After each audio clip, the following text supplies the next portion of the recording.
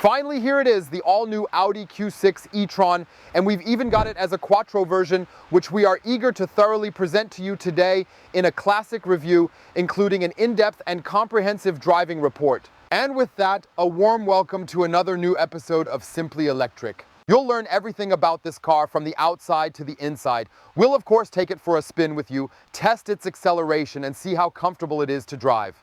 Are eager to test its everyday practicality in urban settings with you and determine if this vehicle could potentially be your next electric car of choice. Before we get started, please check if you're already part of the einfach electric community. If not, we'd be glad if you support us with your subscription.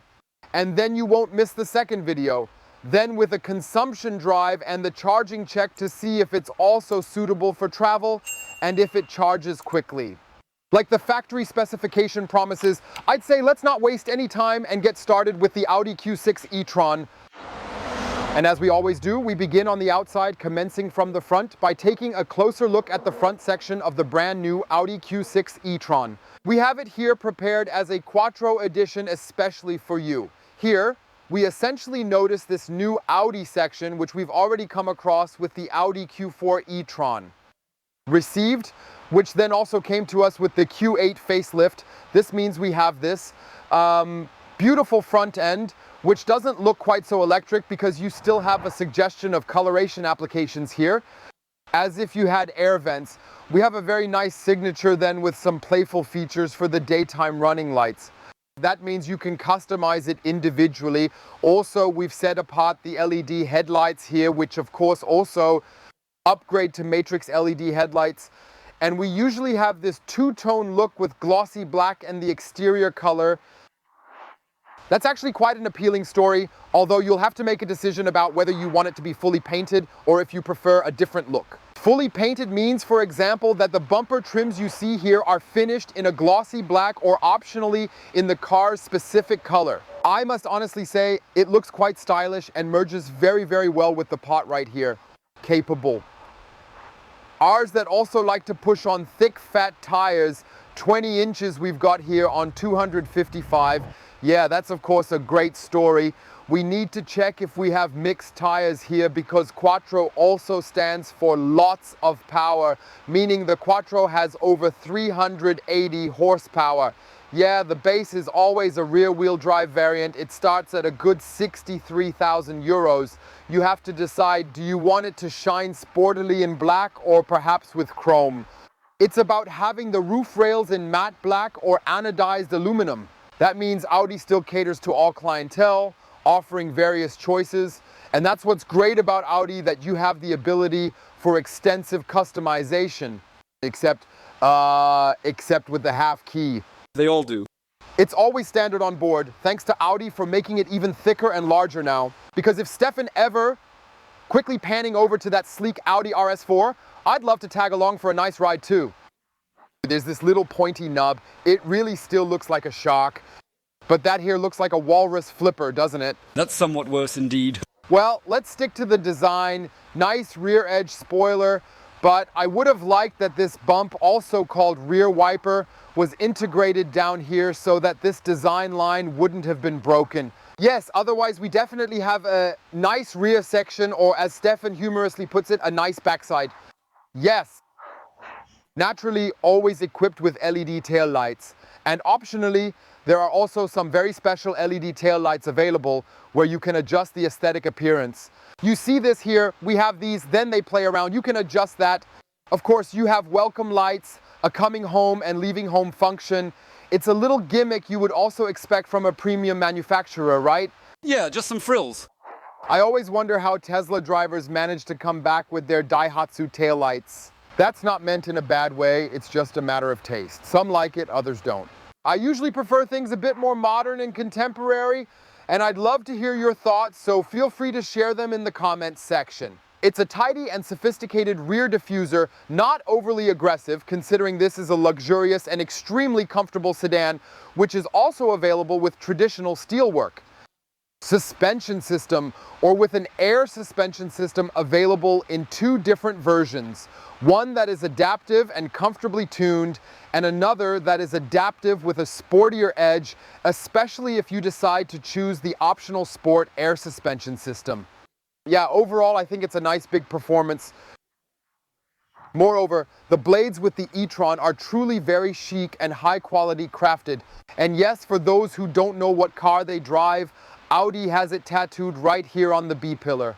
Audi Q6 e-tron Quattro. That way you can clearly see how much money the colleague has been willing to spend.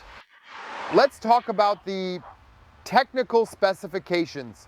The car is 477 long, 1 meter 93 wide plus side mirrors, which expands it to 2 meters 19 with side mirrors, and it's 1 meter 68 high.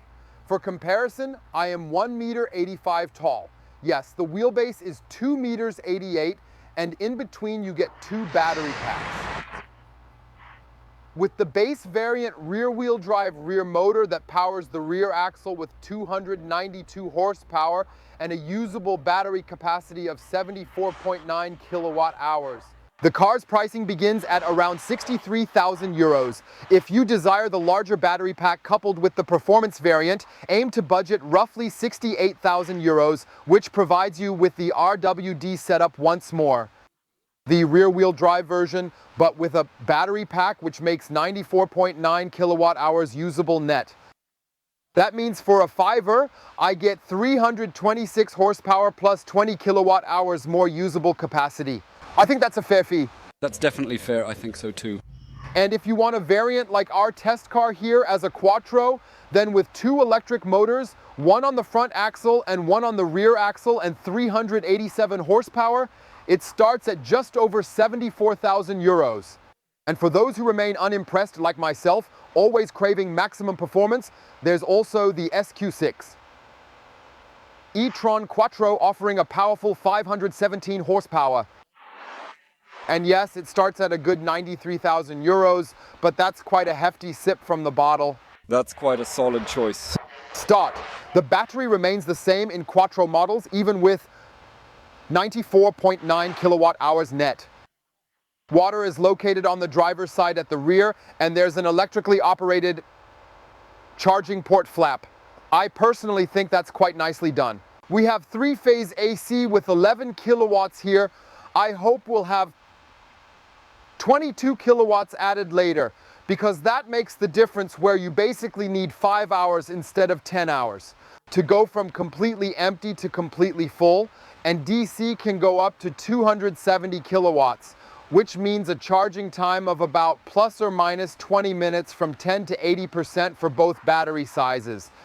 I find that really chic. How does this flap close?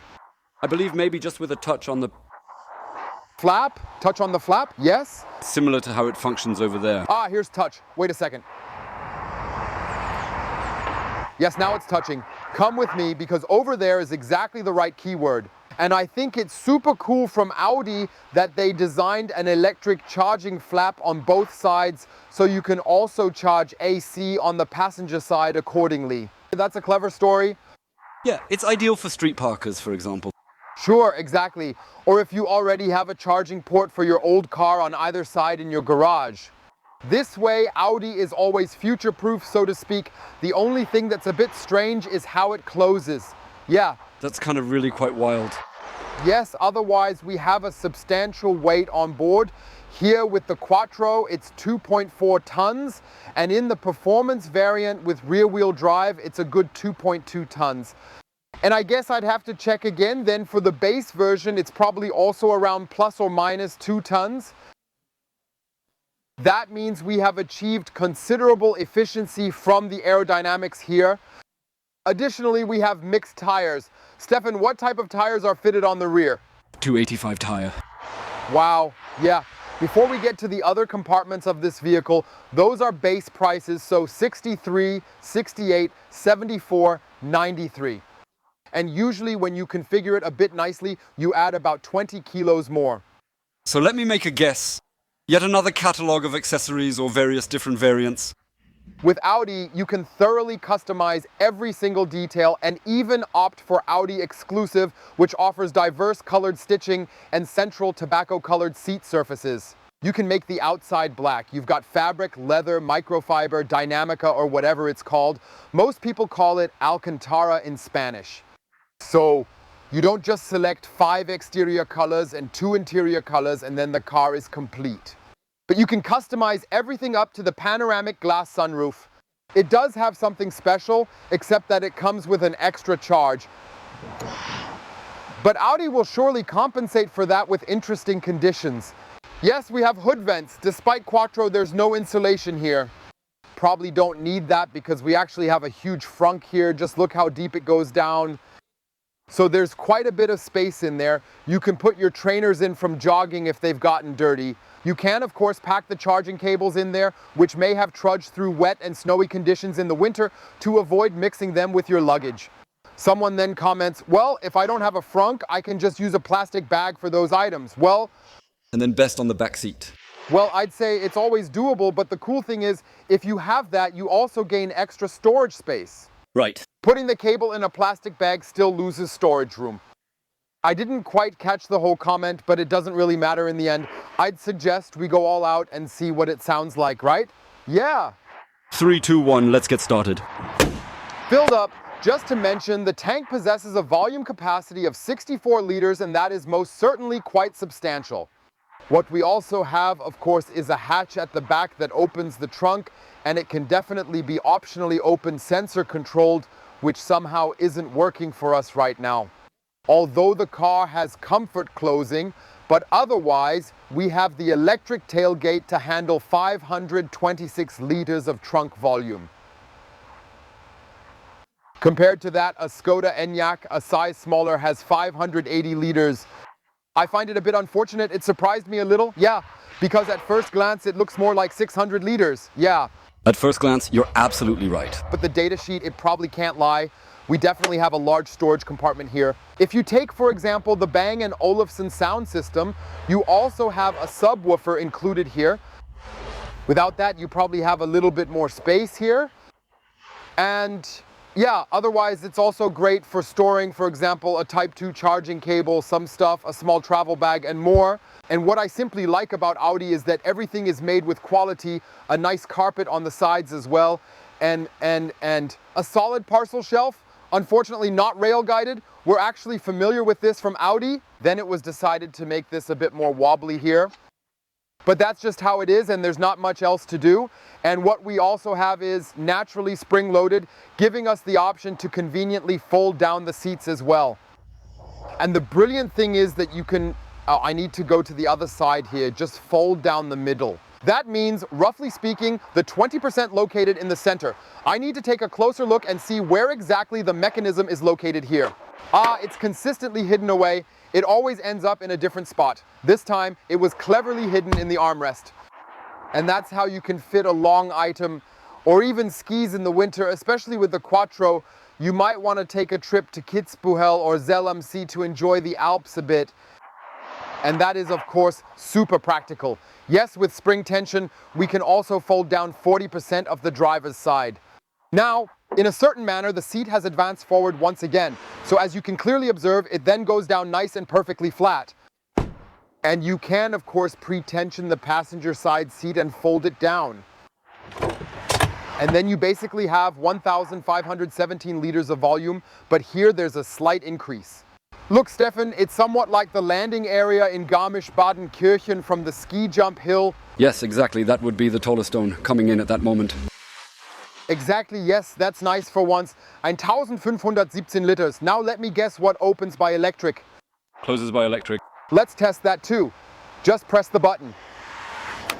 If 1,517 liters aren't enough, you can attach 75 kilograms of roof load to the roof railing.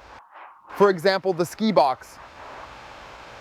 If you want to take several skis along, and you also have the option to get a trailer hitch if you like. That's great. It's a wonder Audi offers this. Incredible. But it's been around for decades, even partially electric or semi-electric.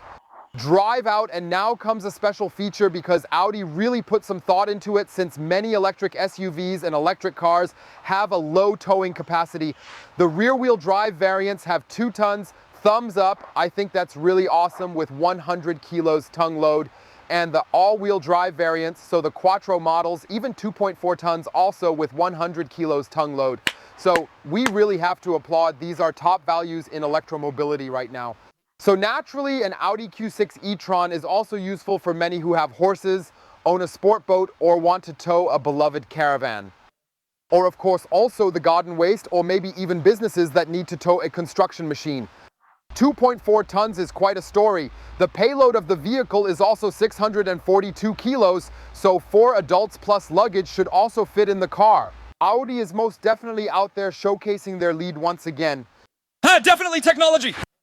Outside, we've shown everything except if you have air suspension, you can lower and raise the rear for loading.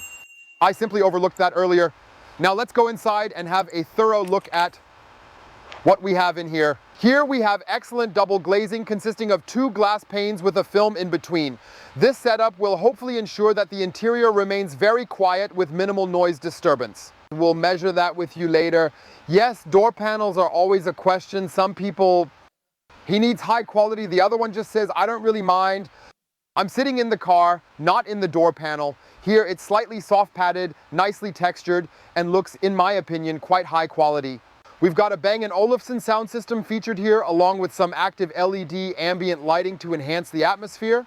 We'll revisit that later, but I'd have liked a different cover from Bang & Olufsen here. Yes. Perhaps we could consider silver? Yes, we have a sleek door handle here, which also feels very premium and microfiber dynamic, or as the Spaniards say, Alcantara, because we have the sporty interior here. More on that later. And down here we have the good old hard plastic in the usual premium Audi quality. A lot of emphasis is always placed on that. You affectionately refer to it as what? Plastic. Yes, and inside here. There's at least a small rubber section on the bottom, but on the side it remains hard plastic. That means it rattles, clatters, and makes a rustling sound here. Yes, so it really would have been preferable and nicer if they'd taken the time to line the sides with some rubber, carpet, or even felt material. And yes, that's why I say let's look inward. Each person can decide for themselves whether they find it cool or not. Before we get started, we need to clap once more. What is it for this time again? Audi succeeded, and I'm truly a devoted Audi fan. I've driven every single generation of the A8 up until it was no longer available in an electric version. Should be arriving soon. Stirred brand new MMI.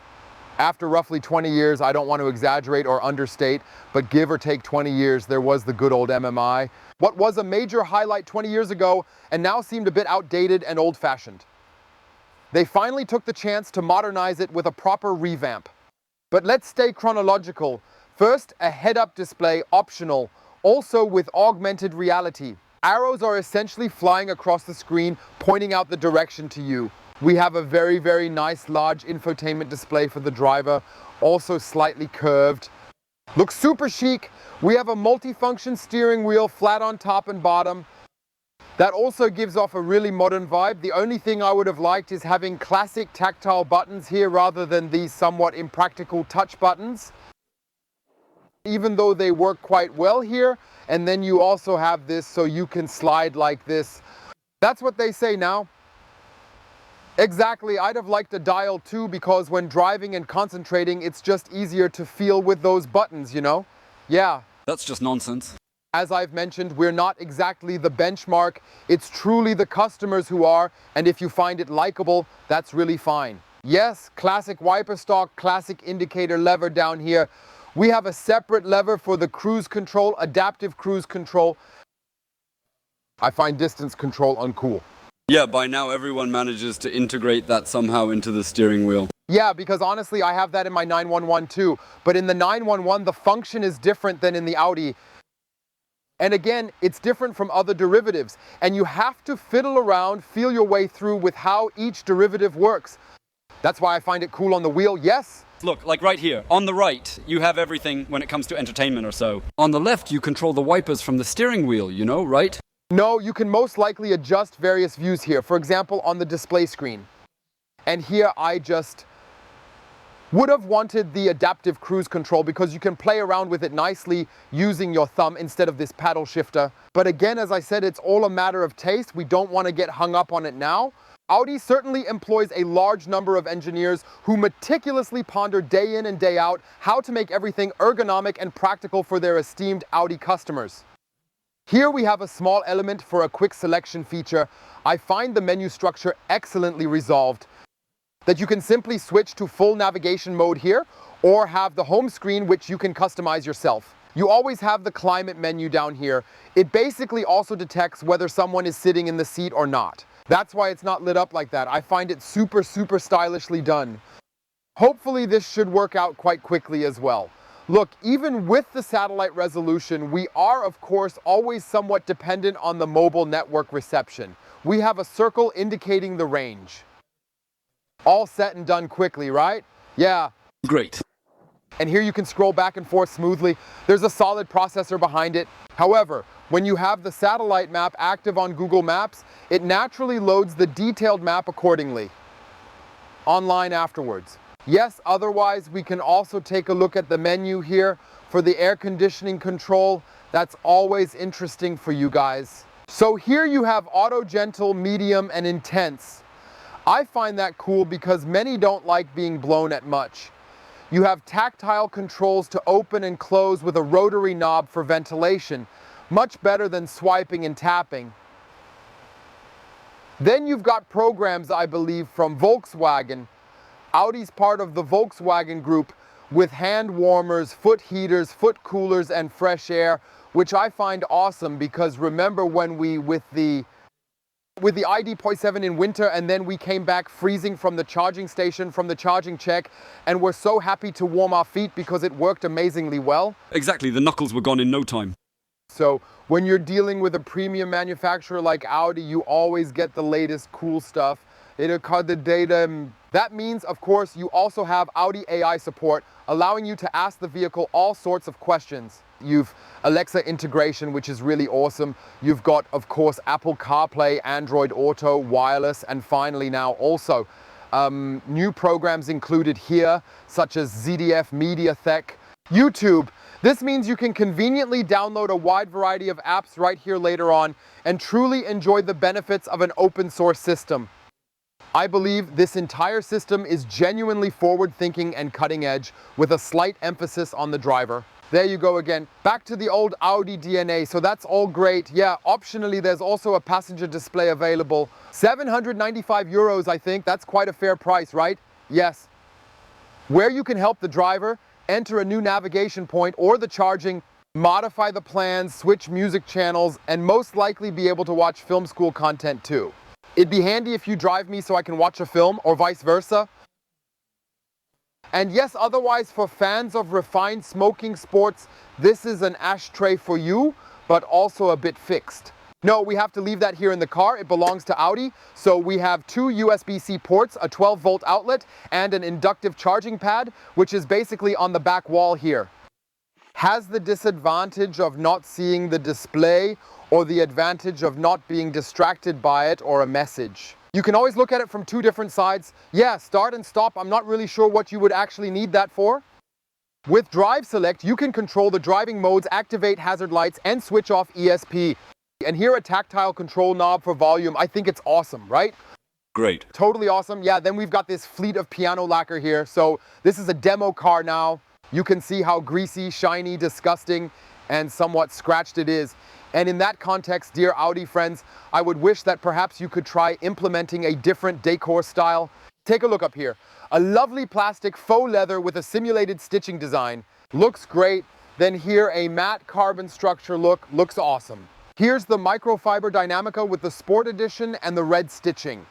Looks awesome. That also beautifully covers the hard plastic that you call what? Plastic. And then there's this whole piano lacquer army, right? Glim. Well, there must still be someone in the Audi design department who just likes sticking on piano finish there. Then we have interior noise meters for later, two cup holders where the interior noise meter just barely fits. And so then we've got this classic throttle control right here, which I believe, not quite sure with the Audi e-tron GT coming. It's not exactly the prettiest light on the candle, is it? like a little crystal ball like BMW does it, or even BYD themselves. It somehow looks like that. Maybe it's understatement, you know? Yeah. Can Audi still do understatement, can they? Maybe you'd call it Ingolstadt chic.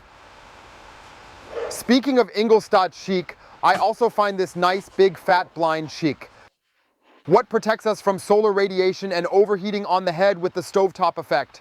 And then just take a look at this huge panoramic glass sliding roof. Today it's supposed to be 24 degrees in Mecklenburg to let some fresh air in. That's pretty cool. That's really incredible. Yeah, I think there's a downside. It adds about 1.8 kilos. Yeah, it was something like that. Yes, what opens electrically closes electrically, and of course we sport a black roof as well. Certainly we could optionally also offer it in microfiber Dynamica instead of this fabric for anyone interested in possibly investing 1.5 to 2 kilograms in the roof liner section. Looking through the passenger door gives you another clear view of how the space has been ideally utilized in this area. Here again, very nicely behind the hard plastic, we have a glove compartment elegantly lined with felt. That's wonderfully done. And here we have the S-Line sport seats in a sort of combination. I'd say it's synthetic leather, since leather nowadays almost all feels the same. Then a nice sporty diamond stitching with red seams, proper support in the lumbar area, proper support in the thigh area. And what I find so cool is that you can extend the seat surface here for people with long legs, proper shoulder pads, integrated headrest, also perforated. I believe if you choose a different seat combination like comfort seats, you can also get seat ventilation, and then you have the S for the S-Line seats here. No more having that badge saved you a lot. It's now simply a straightforward press. But what I like for families, see Stefan, he's got more here. Yes, Isofix, very nice. Exactly, the only issue I find myself not really liking, once again, is the hard plastic material that is used at the door sills and right here at the B-pillar, because what does it tend to do? Towards the clattering and rustling. But what is quite nice, once more, is the red accent on the strap here. That looks wonderful. See how elegant it is. Oh, isn't it quite chic? Yes? Yes, that will be Audi. We want to do the seating test with you before we do that. There is, I think, optionally no soft close, and it somehow sounds rich, but not quite as rich as before, right? Yeah. Yeah. Now you've messed it up. Well, it closed using comfort closing. So I don't know if Audi might be using different insulation, but it just doesn't sound as solid as it used to. And we want to try out the seating comfort in the back with you. Back here in the rear, I have plenty of space, but oddly enough, it's not particularly abundant. No. I had imagined a little more space as well. To be honest, I kind of feel that a Skoda Enyaq or even an ID4, ID5 seems to have, I haven't measured it, but from the technical data sheet, more space. Because I can't even fit a fist between the seat. And it's set to the B-pillar. If you film that between the seats, the person in front has to restrain themselves a bit too, right? Yeah. There isn't much room left. You're practically already hitting your knees against the... I was rather surprised by this, so please feel free to leave a comment detailing how you evaluate it. Yes, we have a nice center armrest here, once again featuring a classic cup holder right in the middle, which ensures that I have to rest my arms comfortably without being able to spread them too widely while sitting, or my arms in the holder. Yes. Nice and coffee. I wish we had an extended center armrest here, which we've seen in many cars already. I think it was solved well with the upholstery, so with a bit of effort, I believe it can be done without incurring major costs. Yes, the backrest is nicely made here, again with a faux leather, then a hard plastic here, a net where you can put a newspaper, toys, or a tablet. They have Isofix attachments twice on the rear seats, which I find cool and well implemented. And we have essentially mirrored the design from the front to the back area, apart from the fact that we lack the robust support in the lumbar region and thigh area, and there is also not even a slight extension of the seat surface here. Yes, if we're driving full power performance, you probably need to hold on a bit, but it still works in the Audi, at least with those grab handles. That's already a cool story. Yes, what we also have is a 3-zone climate control, which means for the zone back here in the rear, you can again choose the temperature you prefer. Naturally, we also offer the optional rear seat heating as well as air vents located in the center area. There are no vents in the B pillar. I'm mentioning this for your information as it's not always possible in this class. And we have two USB-C ports allowing us to sort of recharge some devices. Yeah, Audi did a great job here. Look, nice and soft with this kind of faux leather so the seatbelt doesn't rattle. Yes, so why not in the front as well? That's the question again now. It seems there's a side airbag here. I'm uncertain why they don't include them in the back area, as some vehicles strangely lack them as standard equipment in the rear seats, but cost extra as an additional option. Now I'm really caught off guard. I could imagine that if there's no side airbag, there might even be plastic like here if you look. Yeah, so feel free to write in the comments if you have more information about it. Yeah, the rear door paneling is similar to the front. And yes, I believe that. At the moment, it's similar to the other manufacturers. We've shown you everything on the outside, so I would say let's move on to the driving review. Come with us, we want to see how the Audi Q6 e-tron as a quattro drives. In urban settings, the turning circle is very important, and here we have 12.10 meters in the Audi Q6 e-tron. That's not exactly a top value. Top values for vehicle length are around 11 meters, I believe under 11 meters, but I think it's okay to still be reasonably maneuverable through the city.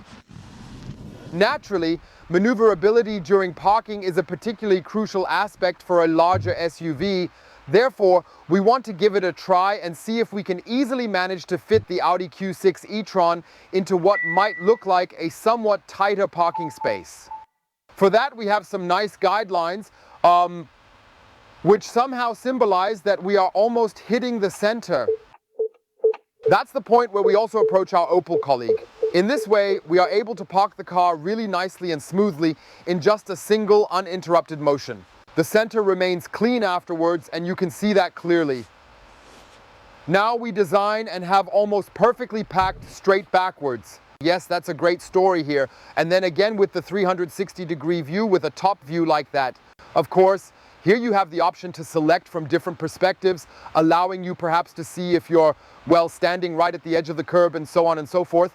I always find a 360-degree camera system to be incredibly helpful as it allows one to navigate more smoothly in different situations. And at the top, you of course have the front camera, again with the guideline. And look, Stefan, when I indicate, this active ambient lighting here shows me that I'm indicating, just in case I forget. Oh. Impressive. You don't hear the clicking much. And see, with the guide, I know exactly that you're going left. Exactly. Now, can I actually get past this bollard or not? So I think for some people, such a guiding line is really quite nice.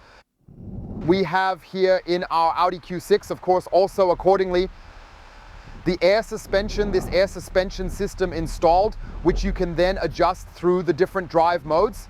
You have the drive select switch here. Stefan will show you that, and it adjusts itself accordingly. That means we have efficiency, which is interesting in the second video, I believe, when it comes to consumption. We have comfort, which we use now to glide comfortably. And we, of course, have DI. Then there's also Dynamic Plus Individual, where you can adjust it accordingly. You have the option to adjust the height manually here, allowing you to customize it to your specific needs and preferences, ensuring a perfectly tailored and personalized experience. Or rather, that will likely be sorted out automatically if you choose the dynamics option here, for example. Then the air suspension system lowers itself to effectively shorten the suspension travel, which in turn enhances both performance and ride quality significantly. You have the option to control and adjust recuperation using the paddle shifters, or by switching to B for brake mode, giving you the strongest recuperation setting available to boost efficiency. This feature has several advantages as the bike display offers two viewing modes, a simplified version for quick insights and a detailed one with entertainment and consumption info. I find it elegantly designed, plus the augmented reality head-up display brings a new feature, projecting speed change signs onto the road and dynamically zooming in, providing clarity and understanding. This enhances your driving experience by making it more intuitive and informed. And stays, that's just this little bling bling and bling bling for which you're probably willing to pay an extra because you might only get it at Audi or the other German premium manufacturers. Yes. What surprised us a little bit here, even in the urban environment, are pitching movements involved. So When I accelerate, the front end lifts up. Whenever we are recuperating, the front end dips somewhat. The air suspension system is very carefully and sensitively calibrated, which ensures a smooth ride so we don't notice any road bumps whatsoever. Barely feel any manhole covers either. Change in comfort when we drive over a manhole cover. The air suspension absorbs it all, perfect way, or you just hear what the wheel is doing, but it's also a bit softer, so it already feels like, yes, I mean, Porsche is always so brilliant in integrating the adaptive air suspension with the roll stabilization, so you have the comfort of air suspension, especially with the new active ride worked in, but then also not these pitching and rolling motions. So maybe that would be the next step, air suspension at Audi. But if they could also, so to speak, eliminate that, that'd be great, yes. We want to measure the interior noise with you at 50 kilometers per hour. 55,7 decibel, that's a very, very good value, comparable to the Mercedes S-Class. We're currently traveling at a speed of 63 to 64 decibels, which is still considered a good value. Now, let's accelerate up to 100.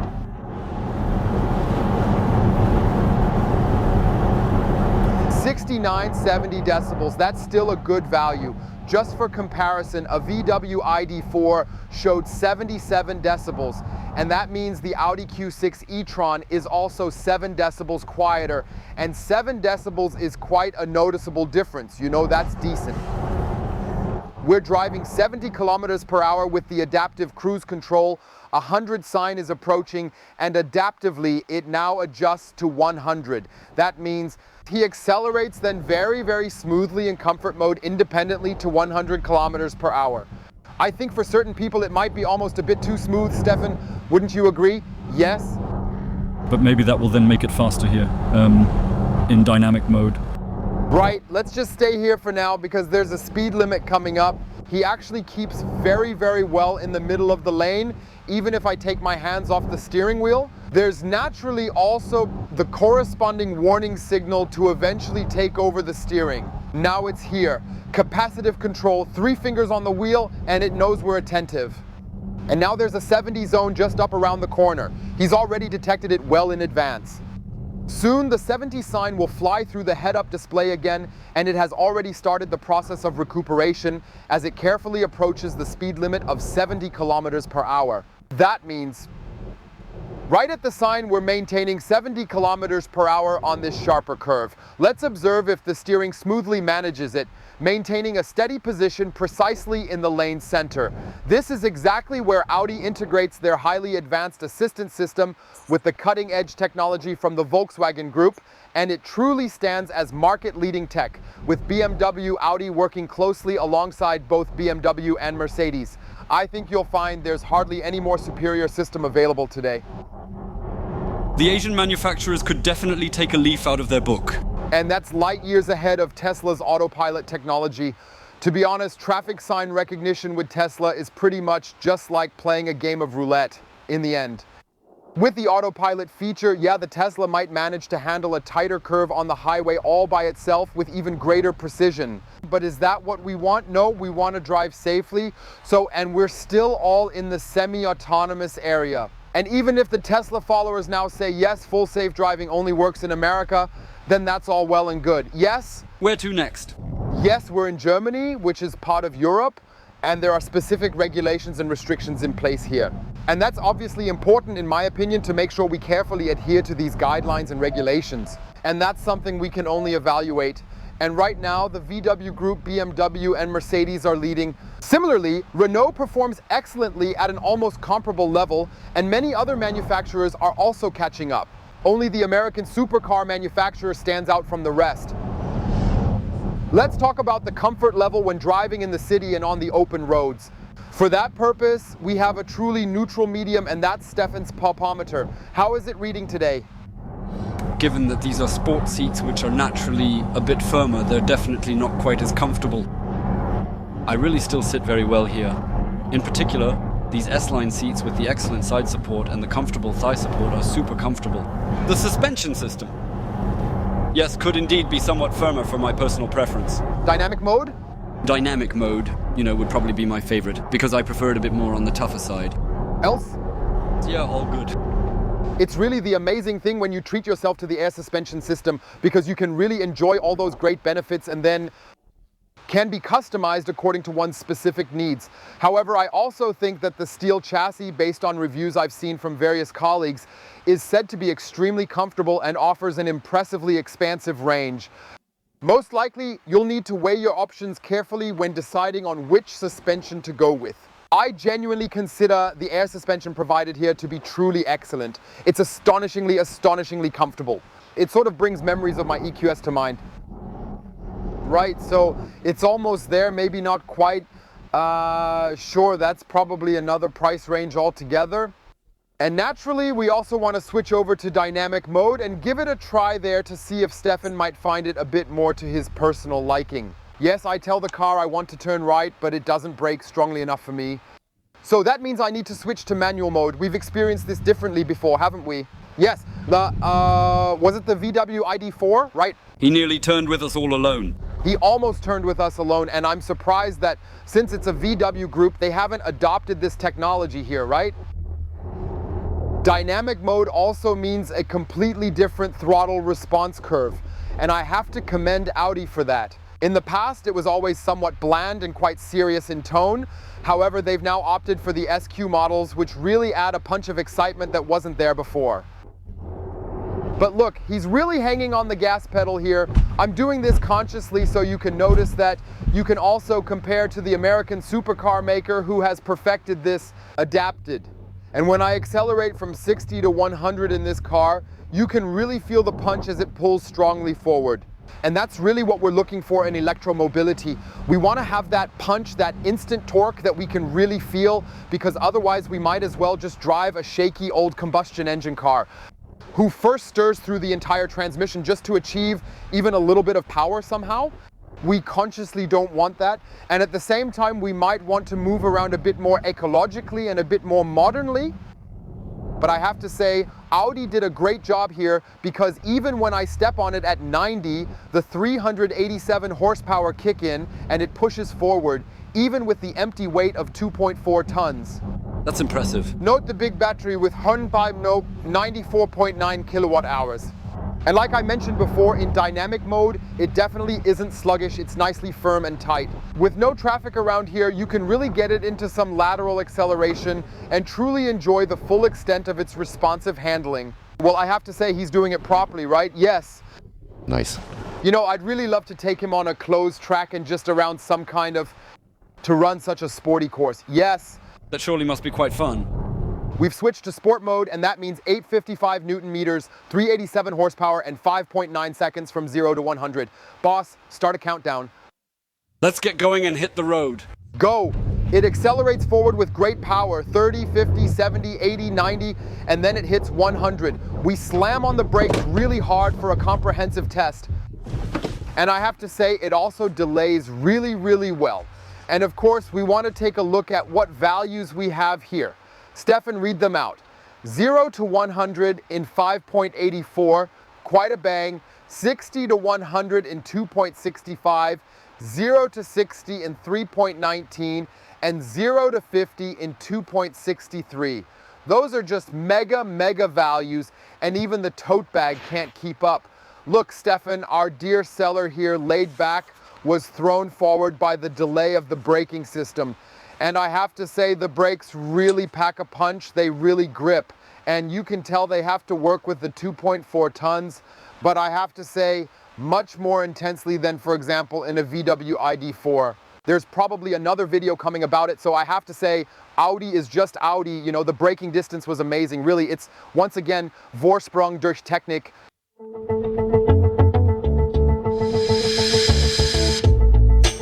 Video soon. Audi is Audi. Amazing brakes. Vorsprung durch Technik. Car and trips a sound seat, right? Honestly, it wasn't quite like that. Although the covers look a bit simpler, they don't produce such neat sound. Right, you know, the Wolf truly isn't too bad. Well, I believe it's worth it. Perhaps even paying for the impact is justified. Yes. If we're being honest here, we obviously don't have a comparison with the Audi sound system, which usually offers quite decent sound as well. So Bang & Olufsen is definitely something we can recommend to you, and what we can also recommend is, of course, trying out phone mirroring. That means you can also very beautifully and effortlessly mirror your smartphone here in the Audi Q6 e-tron wirelessly.